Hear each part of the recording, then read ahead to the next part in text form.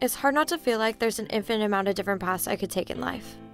Each small choice I make, leading myself down a different path. After a few more final projects, papers, and exams, I'll be a college graduate, something only about 6.7% of the world ever achieves. Why is it then that such a major accomplishment is actually making me feel more lost than ever? D-Day, the end of the world, aka graduation, is in 2 weeks. I've been dreading this day for the past 4 years. The real world terrifies me, shakes me to my core, makes me want to spit up anything I've eaten the past week, and it's not just because of my liberal major. I've spent my entire life waiting for college, always being told that they'd be the best 4 years of my life, but now what? They've come and gone in the blink of an eye. I feel robbed like a thief in the night.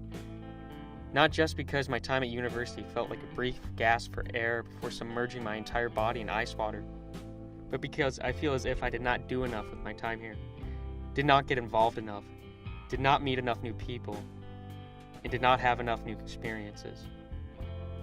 I feel as if I'm surrounded by people who seem to have it all figured out, but maybe that's not true. Maybe we're all just equally lost trying to make purpose out of our lives.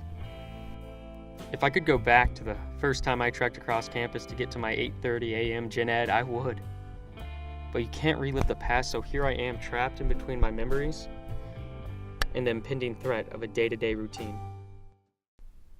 If I could find some way to prolong the inevitable, I would.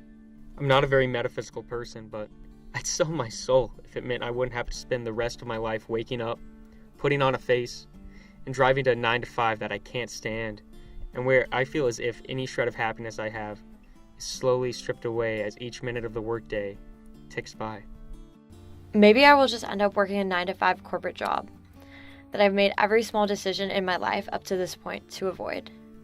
Wake up early, drink coffee, drive to work, sit in a cubicle, do paperwork, type, stress about the next deadline I have to meet, sit around and daydream about the day that did not look exactly the same, and then go home.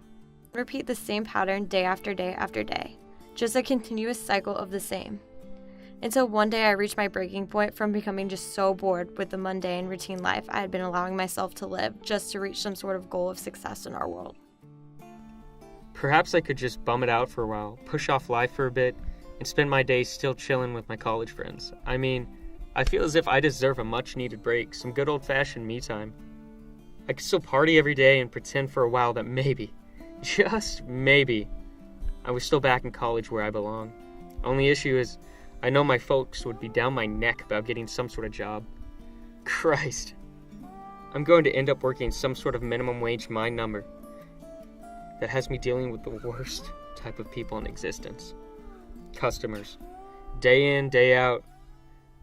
Living to hang out with my college friends, but at what cost?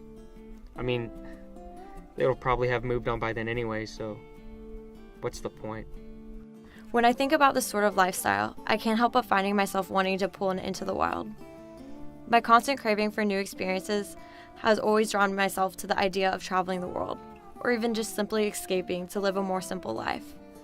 To just leave everything and everyone behind to find the happiness that I want in life.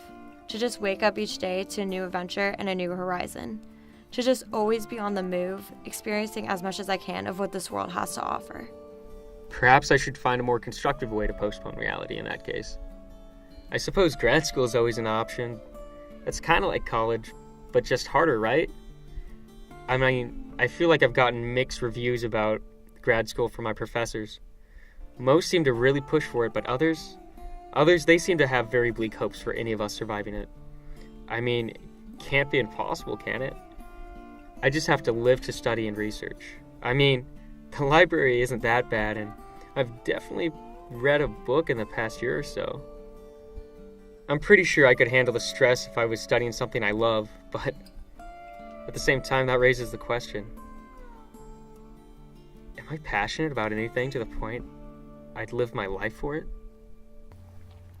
Maybe I would just come to the same conclusion that Chris McCandless did, that happiness is only real when it's shared. Maybe one day I'll reach my dreams just to find myself having no one to share in my success with. Maybe I'll realize I focused too much on myself and my own goals that I left opportunities to be with someone or spend time with people I really cared about behind.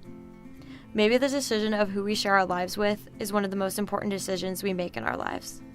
To have somebody to be there for the bad days and bring excitement to the days that once seemed boring without them. And what's the point of having a passion if I can't share it with anyone else? Someone to share the ups and downs with. Someone to make the lull of everyday life bearable.